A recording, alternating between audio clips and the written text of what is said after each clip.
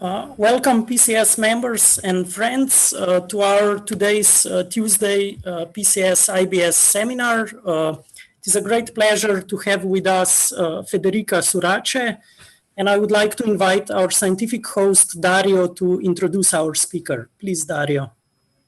Okay, thanks, Dylan. It's a great pleasure to have here Federica Surace from CISA. She's currently a PhD student. Actually, she's going to finish her PhD very soon.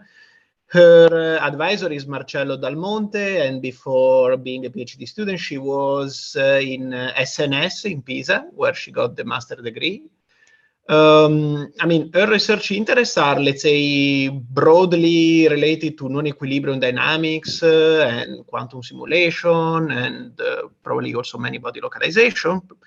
But yeah, today she's going to talk about quantum scars and some statistical definition of quantum scars. So please, Federica, you can go. Thank you. Thank you for the introduction and for the invitation. So in this talk, so before going into the talk and really going to quantum scars and introduce these models, I want to give some motivation by starting from the concept of robustness, which I think is one of the main points in this work.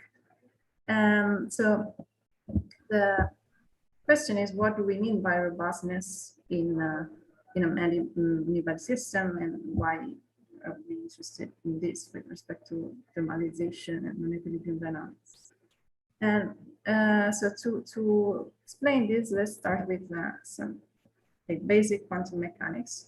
So if you consider an Hamiltonian that depends on some parameters, and you look at its spectrum as a function of these parameters, well, what is well known is that as long as gaps are not closing, you can continuously deform the eigenstates.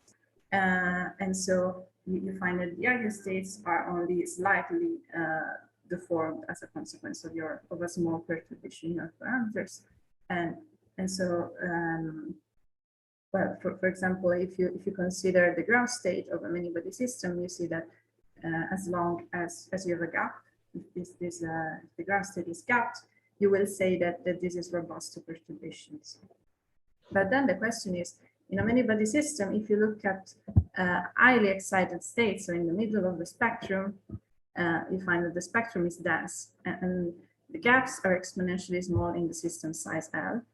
And so here, the concept of robustness that one is used to cannot apply. And to understand this, one of the consequences is that the perturbative expansion breaks down.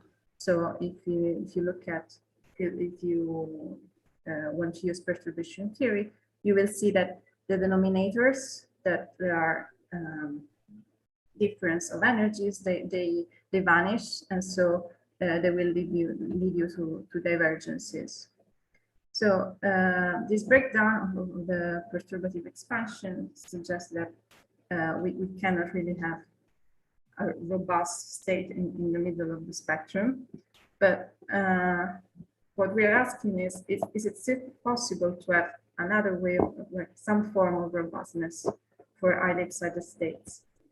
And so to address this problem, here's the outline. So I will first give an introduction about quantum scars, and because they are the highly excited eigenstates that we're going to target.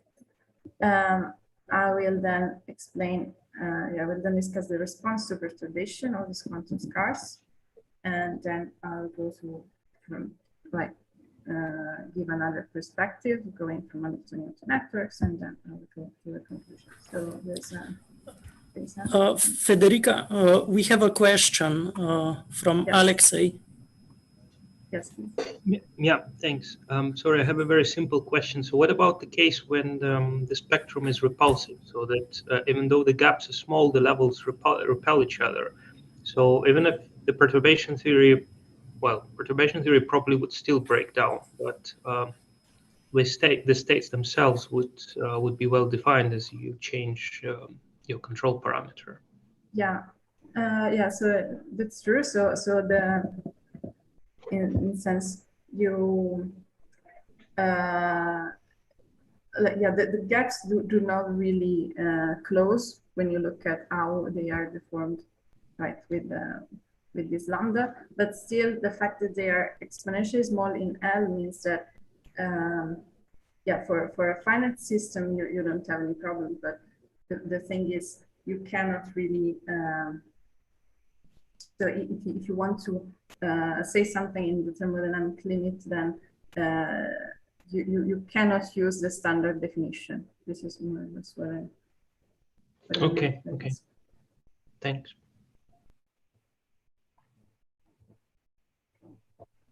There are other questions, or I go to the. Well, is it possible somehow? Does it make sense that you want also to give a notion of, let's say, robustness, which is suitable for, let's say, numerical studies and so on, for which, let's say, the numerical precision, even though maybe the states are still separated, but the numerical precision is of order of the separation? Does it? Yes, yes. This is also one of the issues that if you look at if you look at the spectrum like exact diagonalization, you will see that, I mean, these gaps are really too small for you to. It doesn't even make sense to try and follow an eigenstate because of this problem. Okay. So yes, this is well. This is actually why we will focus on quantum scars, because it's simpler to follow that, to target. Follow them. Okay. Yes. Okay. So. Okay, so let's introduce briefly what these eigenstates are. So we'll start with this the model that we studied, this PXP model, where okay, so this was this model describes the dynamics of Rydberg atoms in an array. So this was the experiment done a few years ago, and so the array consisted of a chain of atoms, and each atom can be in a ground state or in an excited state, a Rydberg state. And there are some lasers that drive this transition between these two states. So this omega is the Rabi frequency of this laser, and so this the Hamiltonian for this system consists of this term, is precisely this transition in these two states. And then there is another term that's given by the interaction between Rydberg excitations. So this n is 1 when the state is in the excited state and 0 in the ground state. And so only, so the atoms interact only when they are both in the excited state. And these interactions between these two sides of J and L, it goes with a power law in the distance. It's van der Waals type. And so we are actually interested in the regime where this V1, that is the interaction between neighboring Rydberg atoms, it's much larger than the Rabi frequency omega. And all the other terms, so longer range interactions, are negligible. So this means that, okay, if you take two neighboring atoms that are both excited, this will have a large energy. And so this configuration will be forbidden for energetic reasons. So the model that one ends up with is one of an effective Hamiltonian in a constrained Hilbert space. And so this Hamiltonian contains spin flip, but they are constrained by the fact that you cannot have neighboring excitations. And so the Hamiltonian looks like this. A site can be, a spin can be flipped only if both its neighbors are in the ground state. So this is why it's called the PXP model.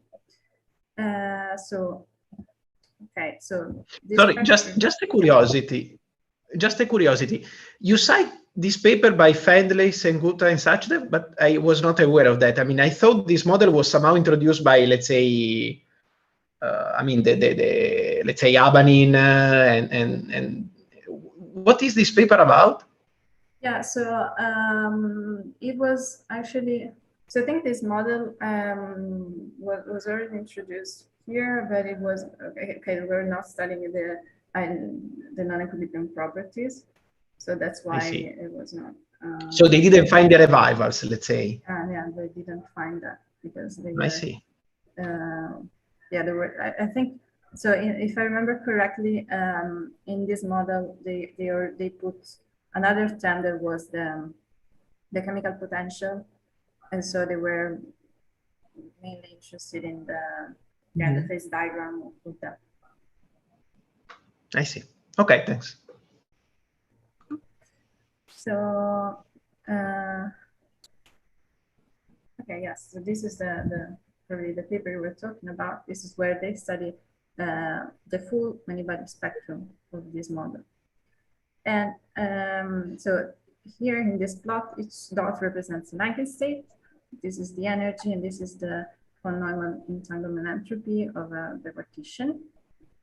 And what one can see here is that the majority of the eigenstates, so this color represents the density of eigenstates. The majority of the eigenstates, they are up here in what is called this thermal cloud. So these states here, they have an entanglement entropy that grows linearly with the system size. And this is what is expected from thermodynamics, right? Because you want entropy to be extensive. But there are also some other states here, the numbered ones. See here. And these have anomalously small entanglement entropy. It was shown that it grows with the logarithm of the system size. And there are actually other anomalous states that were found in this other paper. Okay, they're not plotted here, but you should imagine there's a dot somewhere down here. And these are actually exact eigenstates that can be written down as matrix product states with quite small infinite dimension. And they have an entanglement entropy that's constant and doesn't change with system size. So these are exact in the sense we know it's their analytic expression. We don't know the analytic expression for these ones, so these were found numerically, and it's not so it's not clear whether they will survive for larger system sizes.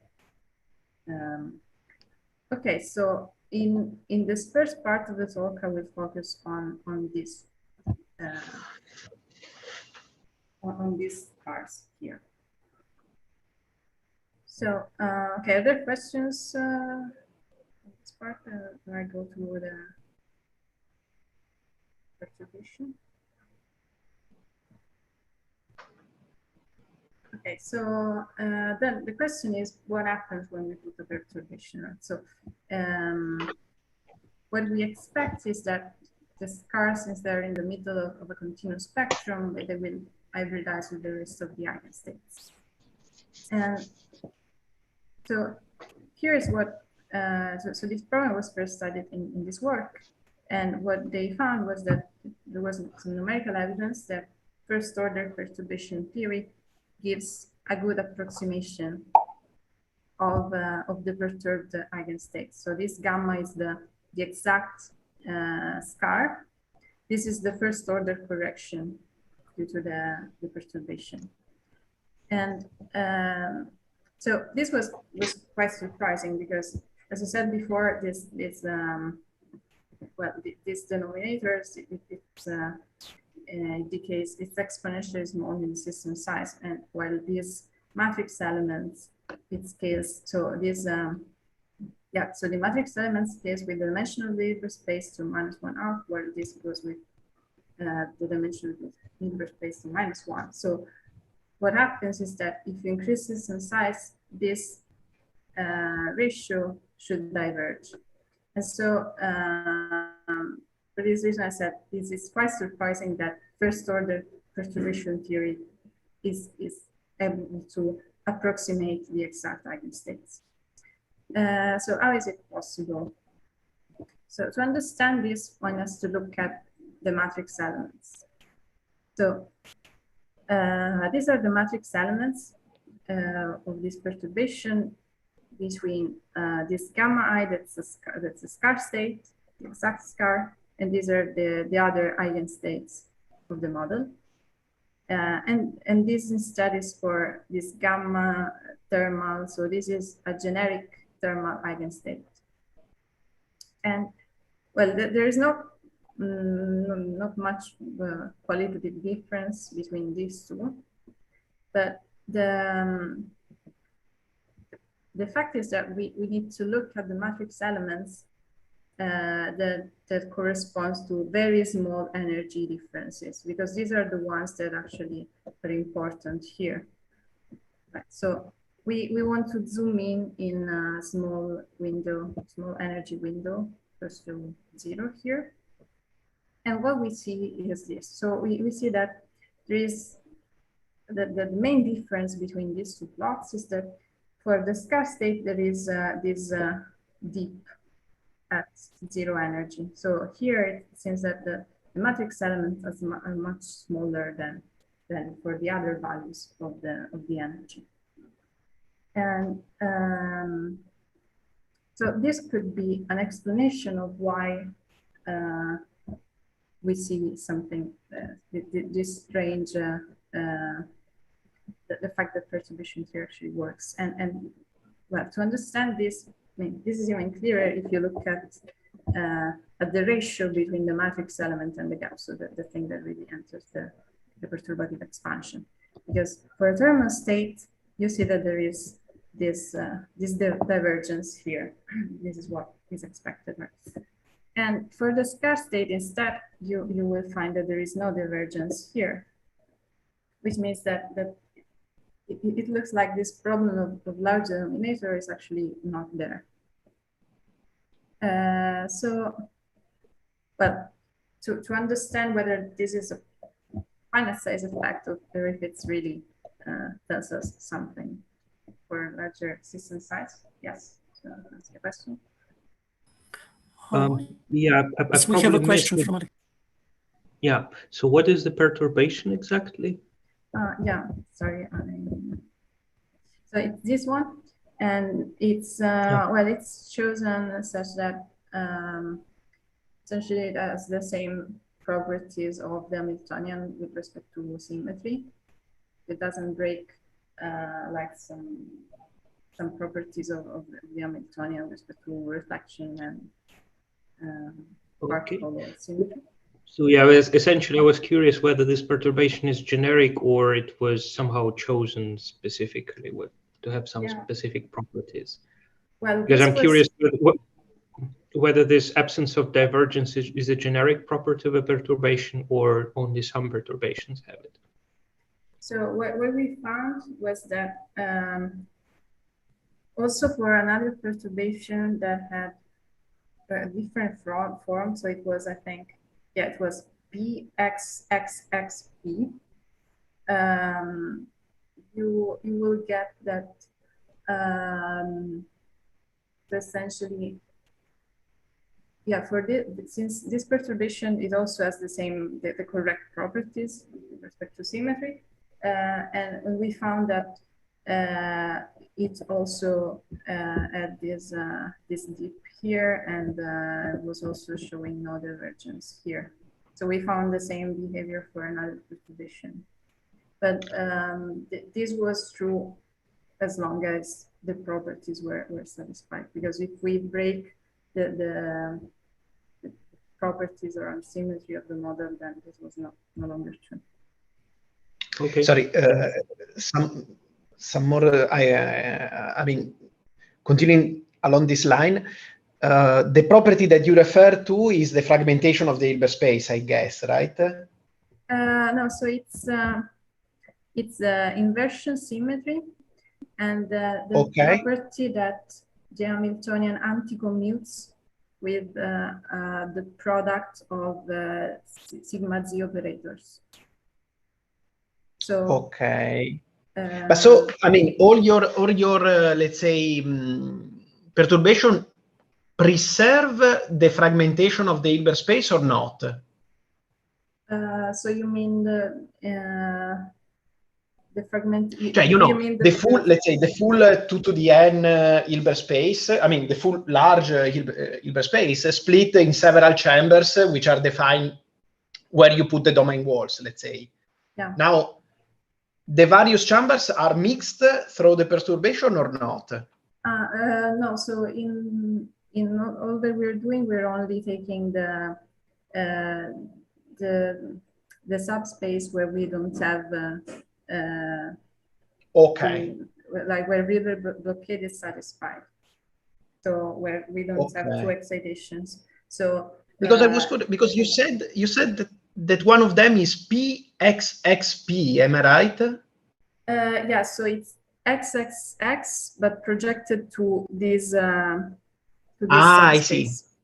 Yeah, so yeah, sorry, it was not completely, it was not correct the way I said it. So the P, you should think of it as the projector on this space. So you would probably need. Yeah, so, I see. So for example, you have like 0, 0, 0, 1, 0, 0 that goes to 0, 1, 0, 1, 0. Okay, got it. So you remain in the. Is that correct? No, so in both cases the chambers. Is that correct? No, so in both cases the chambers are preserved, and we are only dealing with with one of them, right? With the one where you don't have double occupancies. But for the other perturbations, the property that the Hamiltonian anti-commutes with the product of sigma z was not satisfied. So, for example, we took a perturbation that contained, I think, only sigma z operators. So then this would commute with the product of sigma z, and then we found that this property was not satisfied. Okay. So the reason why this is important is that if you have both inversion symmetry and this anti-commutation property, it was proven that there is the zero energy eigenspace is exponentially large. So you have an exponential degeneracy at zero energy. Okay, thanks. You're welcome.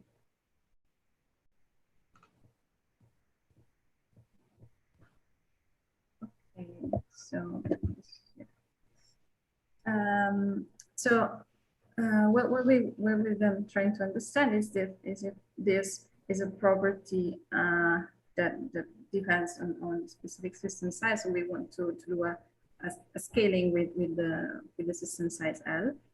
And the quantity that we look at to quantify this is what is called the fidelity susceptibility. And so this is essentially the norm of the first order correction to the eigenstate. And so what you see for a thermal state, so these blue dots here, the scaling, so this is in log scale, so the scaling of the fidelity susceptibility with system size is exponential. And this is what we expected, right? Because the scales with the dimension of the Hilbert space to power 1/2. No, sorry, with the dimension of the dimension of the Hilbert space. And instead, for the scar, you see that, okay, now we're in linear scale, and the fidelity susceptibility seems to scale linear. And this is what happens, for example, for the ground states of, for gapped ground states. So it's, in a sense, these scars, they look like robust eigenstates because they look like ground states of gapped Hamiltonians. But okay, so the question then, yes? Dominic, Yeah, could you please go ahead. Yeah, could you talk more about this fidelity accessibility and how is it related to a scar? Because I know this quantity under a different name, which is called quantum Fisher information, but I don't see how this should be the right figure of merit to look at or why. So here we're looking at this because this is the norm of this part here, the norm of the first order correction. So yeah, so this is the zero order contribution. This is the first order contribution of the eigenstate, the first order correction to the eigenstate. And yeah, so if the norm of the first order correction diverges, then you would expect that perturbation theory will break down. And so so essentially, another way of looking at this quantity is really to say that this is a derivative with respect to lambda of the fidelity, like the second derivative. And so you can prove that these two definitions are equivalent. So if you look, so this gamma is energy eigenstate or gamma lambda is energy eigenstate? Yes. So this gamma is the energy eigenstate, like the exact one without the perturbation. Mm-hmm. And this is the first order, like this is the energy eigenstate up to first order in perturbation theory. Oh, I see. So this is basically saying that the quantum scar is when if you slightly modify the Hamiltonian, then the state will change rapidly, which means that this first of the correction diverges. Yes. So, yeah, that's very similar to this so quantum phase transitions, right?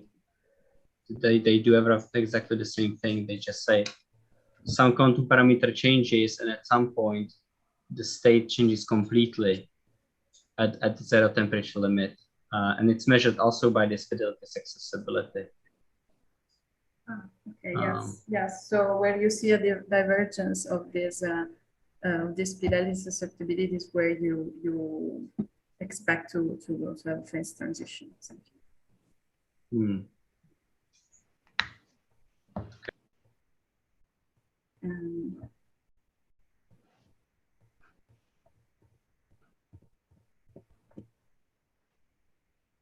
Okay. So, well, so far, however, we only investigated the first order corrections, and question is, does the perturbative stability survive to higher orders? And so what we did to understand this is we looked at the entanglement entropy of the deformed eigenstate, where instead now we compute it to infinite order in perturbation theory. So, well, this is, I mean, we can compute these states to infinite order because of a specific property of these eigenstates, because we know that they are always at zero energy, essentially. And so, and what we get, okay, well, this plot here is probably not very easy to read, but the main message here is that as you increase the system size, this is the system size, this is the perturbation, and you see that you will get divergences here for smaller and smaller values of lambda as you increase n, which means that well, what we expect is that these divergences are they are the effect of some resonances, and so and they so we expect that we will not be able to find a finite region of lambda where these divergences do not appear, but actually I think this is not completely conclusive, so we are not. So essentially, you are saying that they are not stable. Am I right? Yes. I mean, okay. Yes, they're not stable if you take into account higher orders. Okay. So yeah, the ultimate question is, the ultimate answer is they are a bit more stable than you would expect, but they're not actually stable. Federica, we have another question from Dominic. Yes. Yeah, I keep thinking about this. So the quantum scars are defined with respect to entanglement entropy, right? But then the slide back, you introduced this fidelity accessibility, which is a very different measure. So I now wonder, like, what is a quantum scar? Is it's defined with this entanglement entropy, right? But then there's some connection with this accessibility. I don't understand this connection, or Yes. So I would say that yeah, we define it with entanglement entropy, and in a way, this is what allows to actually to really define an highly excited eigenstate that is univocally identified, right? So you can, so if you look at this plot for different values of lambda, then you can follow these eigenstates. And so yeah, entanglement entropy is a property that distinguishes quantum scars from other states of the spectrum. And so this yeah, while this fidelity susceptibility is instead a measure of how a state is affected by a perturbation. And so yeah, so so this means that, so we use this to in a way understand how robust a certain state is with respect to perturbation. So the way I'm understanding this is there could be an alternative definition. So one definition is quantum scar is the thing that has unusually low entanglement entropy. But the other definition could be it's that thing which, if you perturb the Hamiltonian slightly, it disappears. Right? It had like a low entropy, but then if you perturb it, there's high entropy again. You mean? I think you could use the second definition to define special deformations once you define the scars. I mean, you use the entanglement entropy to define what the scars are, and then on the space of all the possible deformation, you characterize the special deformations because somehow they preserve the scar states to a certain extent. Are these any generic one, or are they maybe measure zero, anything in between? Because I wonder how sensitive it's to the, like, you know, is almost every deformation destroying the quantum scar, or is it? Yeah, so what we conjecture is that the deformations that have the proper symmetries, they behave in the same way as this one. So we expect this to be true for quite a large set of deformations, but of course we don't have any the scar will disappear for a large set of deformation. Well, I will say that they disappear, but rather that they are, on the contrary, they're more stable. They look like they don't disappear. At least to first order in perturbation tube. Then if you go to higher order, they disappear. Thank you. We have another question or comment by Alexei, please. Yeah, it's just, sorry, it deviates. I mean, it follows up what Dominic was asking. So, I mean, can you also define scars by other measures than entanglement entropy, say by how it deviates from ETH? I mean, if you look how some observables change from eigenstate to eigenstate, can you say that the quantum scar is the state that deviates, that is basically abnormal from that point of view, or it's really tied to the entanglement entropy? No, yeah, it's true that they can be defined as those that deviate from thermal expectation values. And so, yeah, for example, for these, this was observed numerically for these states, and it was also proven for these exact eigenstate that the expectation values of local observables for them was different from the thermal one. So yeah, you're right. They can be defined also by looking at other quantities. But is that so far a numerical observation, or there's some arguments why it should hold? So that, I mean, there are no examples where you find states that say that for some observables show normal behavior, for other it's abnormal.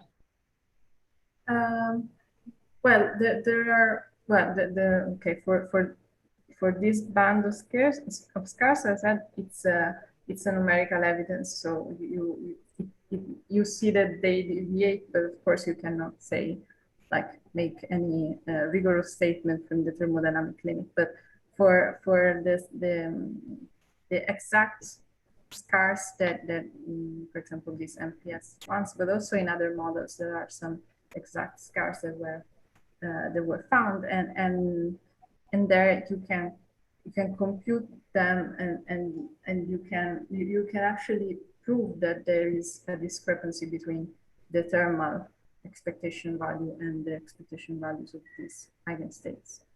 So I'm not sure I answered your question, maybe. No, well, I mean, I think yes. So let me summarize. So then my understanding is that, well, at least so far, the evidences are that for quantum scars, they deviate from ETH, so the observables, whether entanglement entropy or others. So that's either comes numerically, or in cases where things can be done analytically, that's the observation. But there's no generic statement that forbids the existence of states that for some observables deviate from ATH, but for others not. Okay, yeah, thanks. Yes, we have a further comment by Dominic. Yeah, I'm not sure if I'm taking too much time. I just want to say that you can define entanglement entropy as observation entropy over all local measurements, which basically means if you find a local observable that has low associated entropy, then entanglement entropy must be lower than that. So if some states, if you find some local observables that the state doesn't follow ETH, then I think it implies that it will be a quantum scar as well. But also probably the opposite, so that if you see that entanglement entropy is does not follow ETH, probably you can find an observable. Correct. Yeah, I think that's true as well.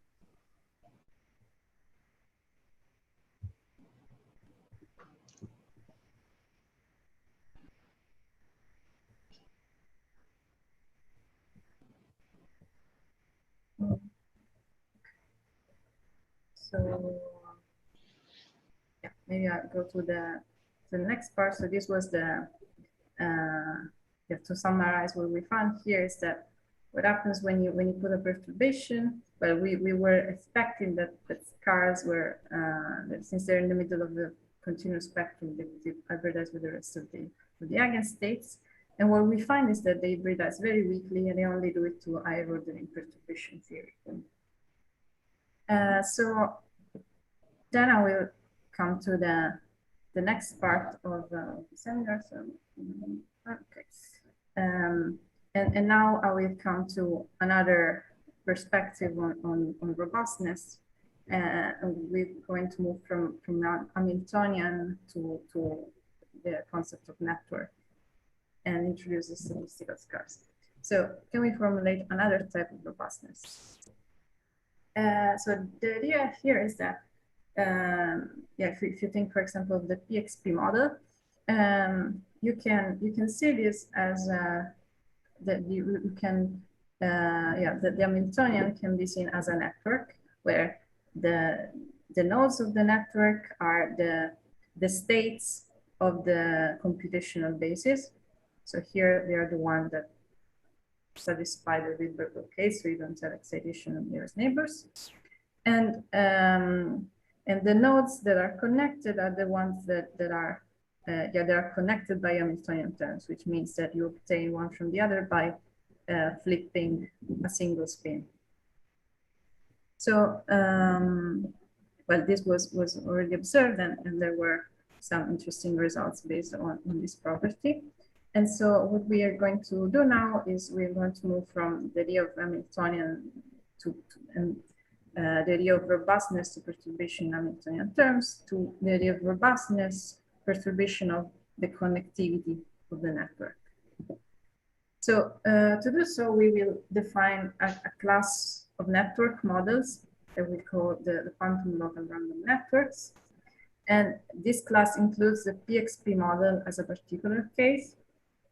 And we will study their spectral properties. So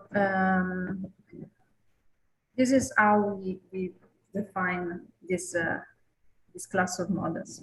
What we do is we take the n-dimensional hypercube, so this is for n equal to 3 to visualize.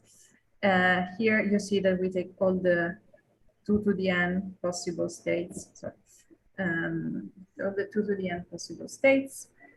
And we say that each edge can be on with a probability p, and it can be off with a probability 1 minus p.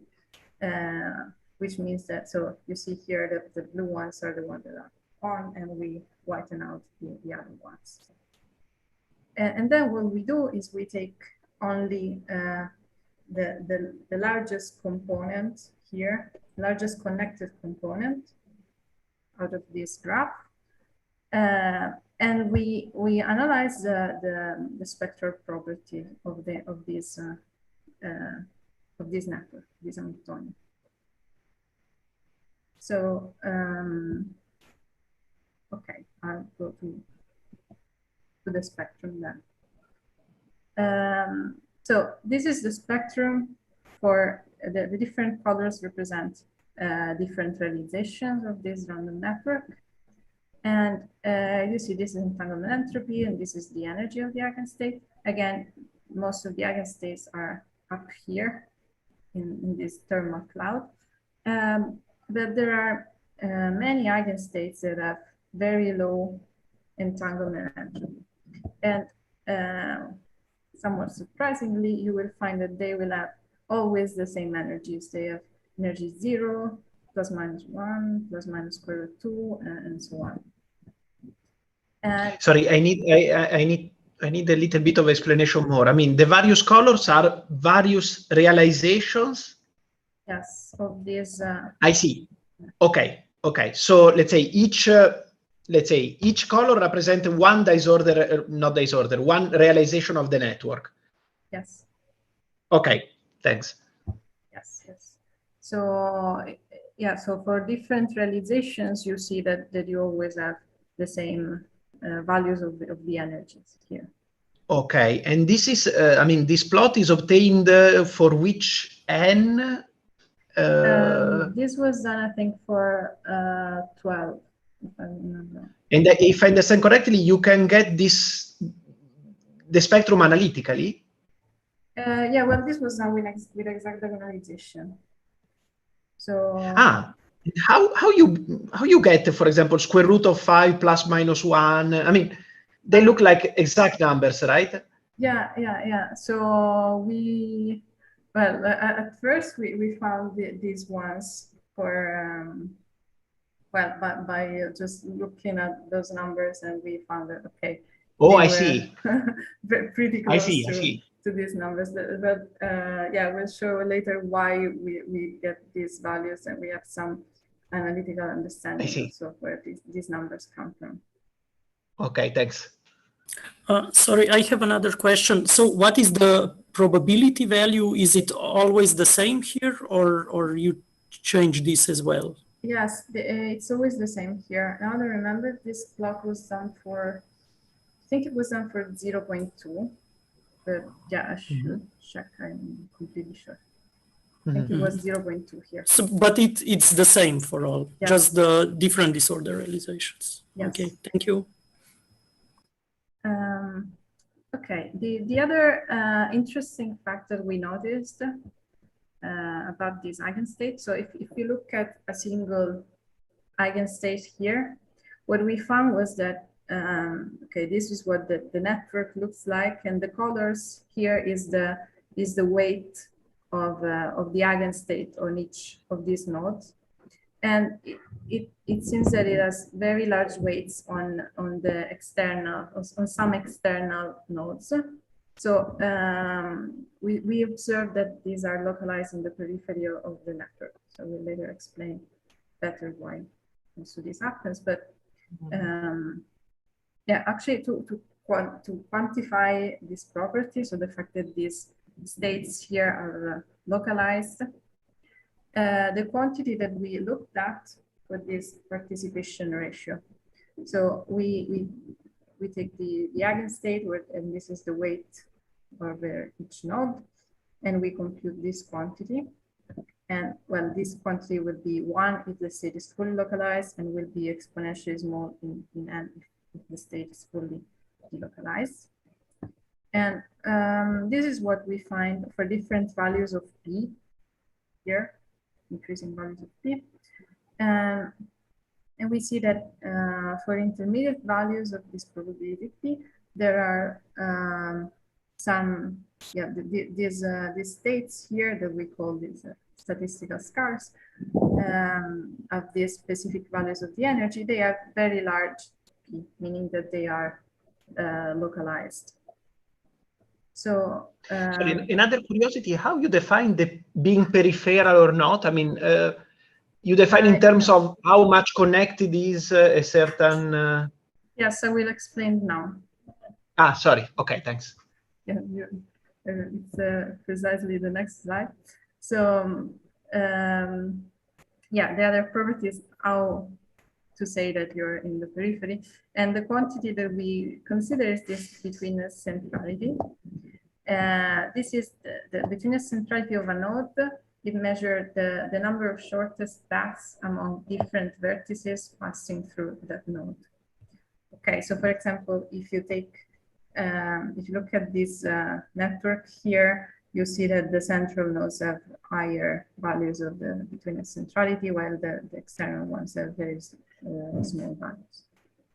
And we then define the betweenness centrality of an eigenstate by taking this betweenness centrality of a node and weighting it with the weights of the eigenstate on each node. So yeah, and this is what we observed. Okay, so this is again the entangled entropy, and this is the betweenness centrality.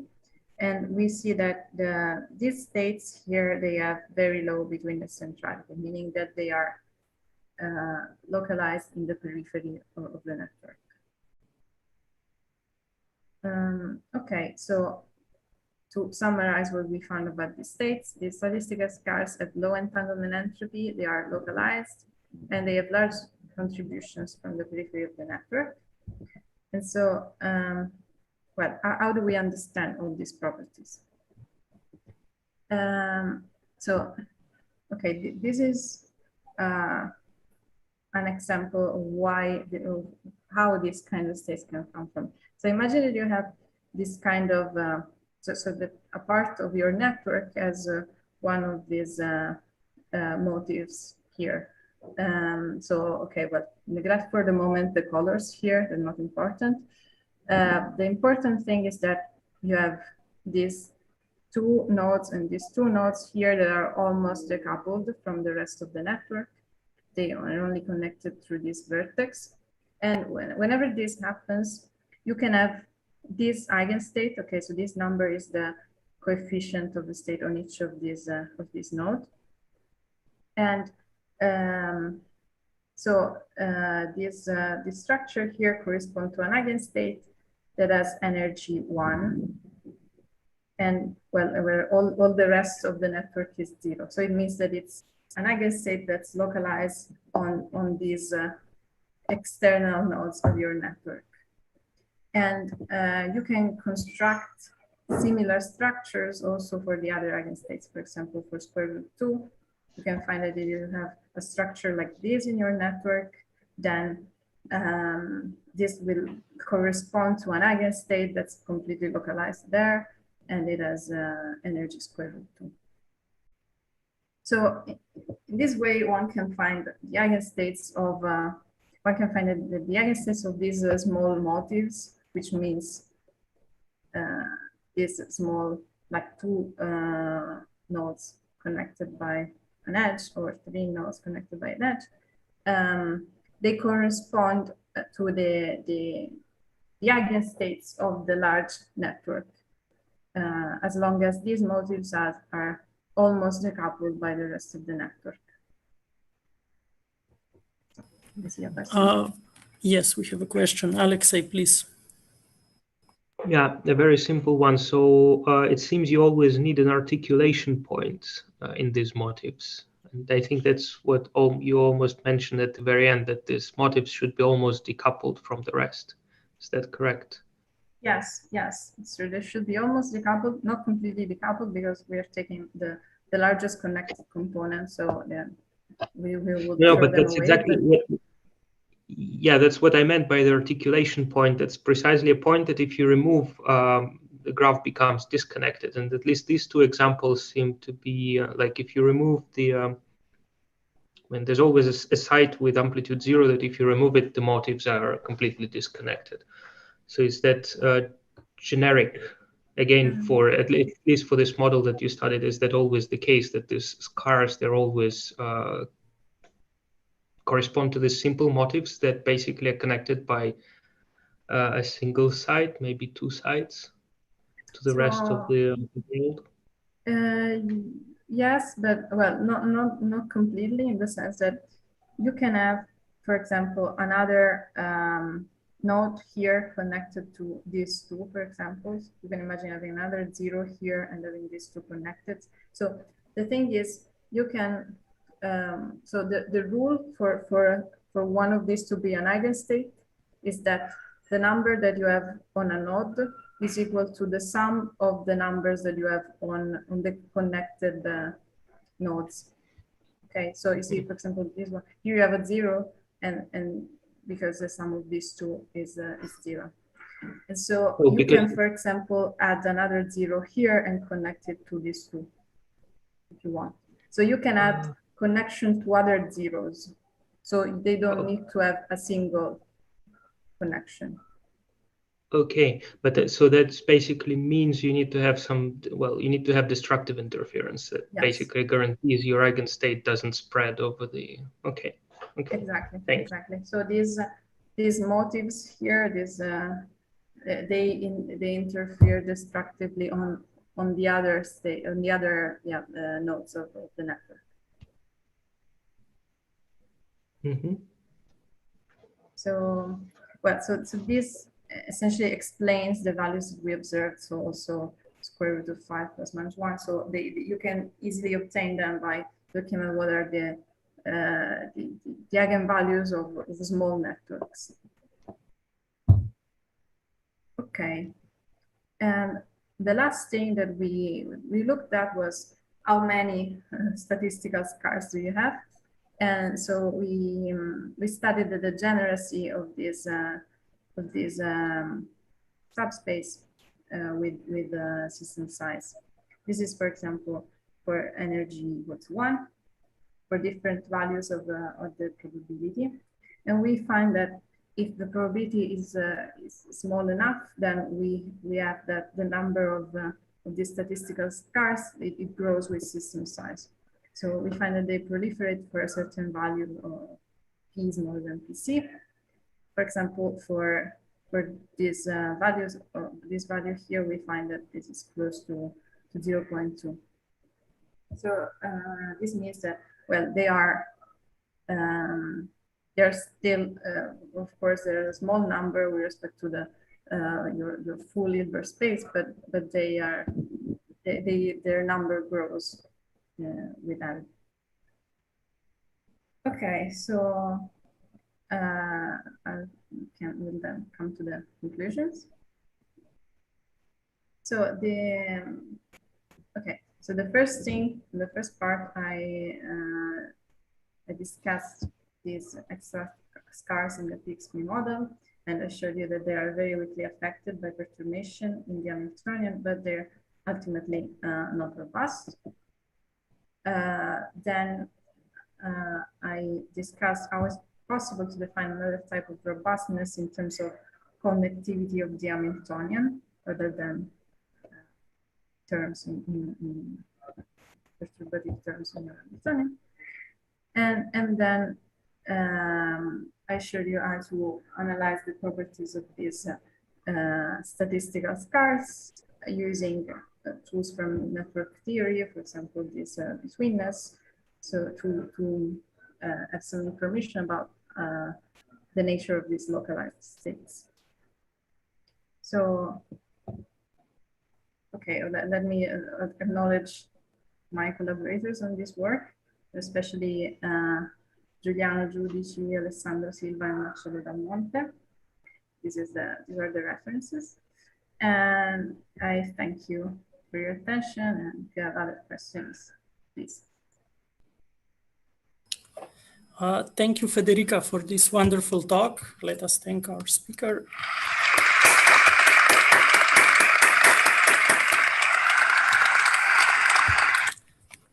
And we have time for questions. Can I start? Please. I mean, the only I mean, these scars that you found are which one? Are the special one which can be obtained by, let's say, MPS in the original PXP model, right? Not or really. both? So they are. I mean, there are some similarities with the ones that are of the type of MPS. I would say there are not many with the bands of scars, but with the exact MPS scars, there are some similarities. For example, the fact that like the values of the energies of these scars is 0 or plus minus square root 2, and also yeah, the reason why they are related to I mean, in both cases, the values of this eigenvalue is related, I think, to the property of small or smaller blocks. But yeah, but MPS scars are quite different for many other reasons, because they are not localized in few nodes, but they have. So I think this analogy is not completely true.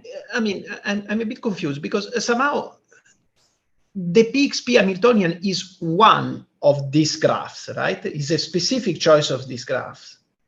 So in principle, you should be able, right, to find the representation of the MPS states in this particular. Yes, I think it will look like, for example, the state with square root of 2 will look like this, but it will have many more of these small structures. So it will have a number of them that I think will grow with system size. Mm-hmm. So yeah, so they are similar, but I think MPS exact scars, they are much more complicated in their structures. And also another thing, I think that this is somehow the first time that I see, because often, I mean, there is this slogan, let's say, or I mean, this truth that, let's say, in order to have scars, you need to have some projection, but often, I mean, the connection between the two was not very clear. Here somehow becomes clearer, right? Because somehow the projection is what create, let's say, to kill many of these edges in the hypercube and create this kind of graphs in which you have, let's say, peripheral nodes where scars can live. Am I right in this interpretation? Yes, yes. So in this case, I think it's really clear that, in fact, as you increase P, at some point you don't see them anymore because you're not cutting enough of these correct of these edges. So yeah, the fact that you have like that you have states with small connectivity, where actually here, well, if you, from the way we define it, the average connectivity of each node is it scales with system size, right? Because it's P times L. But still, the fact that you have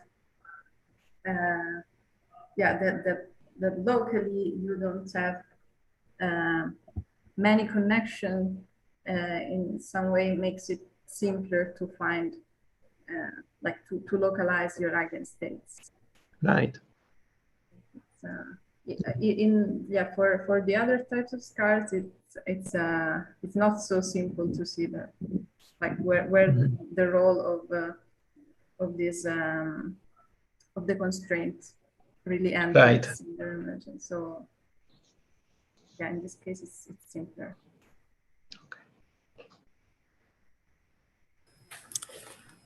Okay, we have a question or comment from Alexei.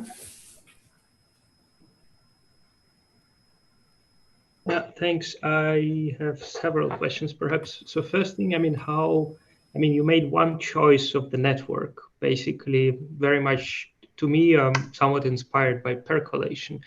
But are these results robust if you consider other constructions? So you can, there are many ways to assign a Hamiltonian to a hypercube.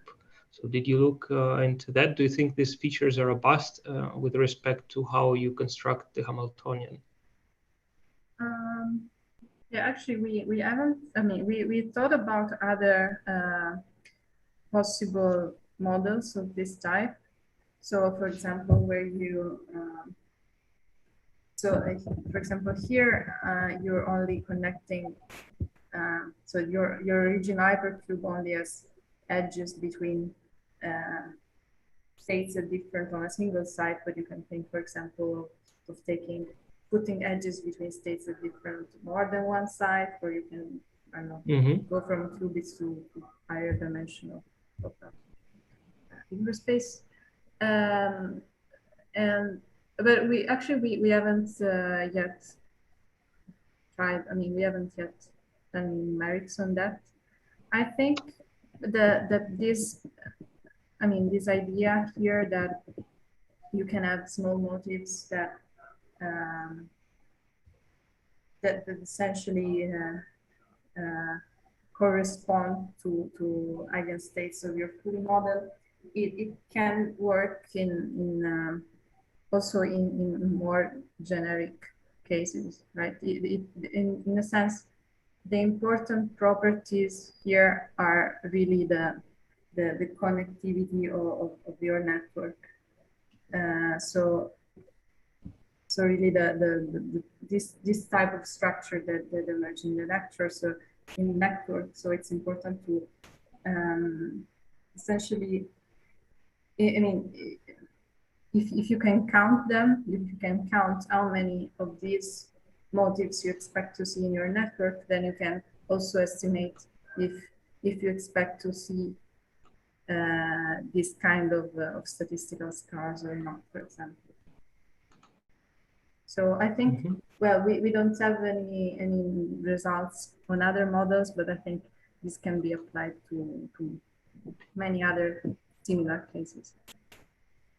Okay, thanks. And the other related question: do you have an understanding why the number of these scars?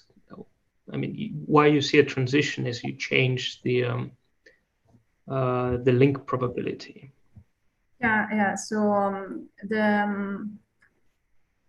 Yeah, the explanation, I think, which could more or less explain why this grows probably exponentially for small p, and then there is a transition.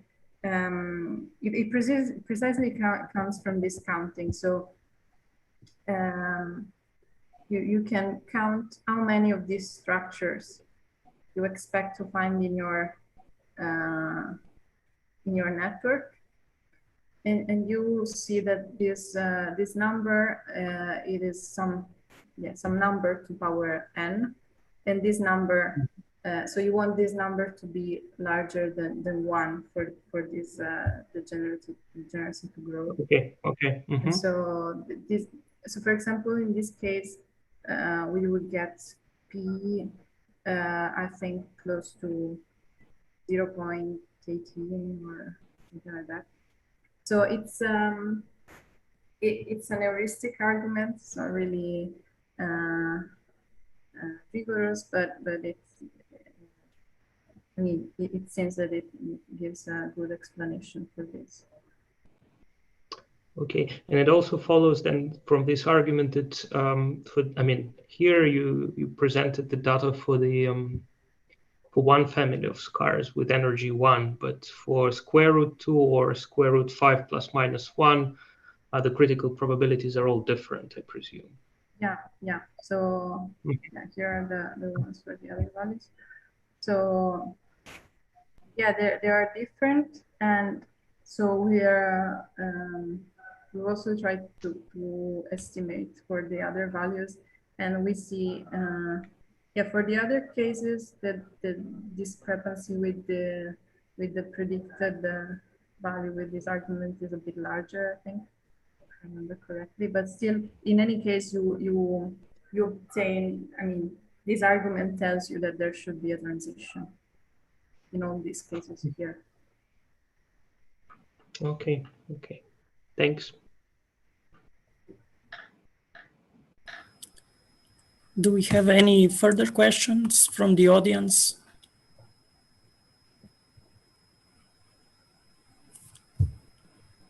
Seems not. So in this case, let us thank Federica again.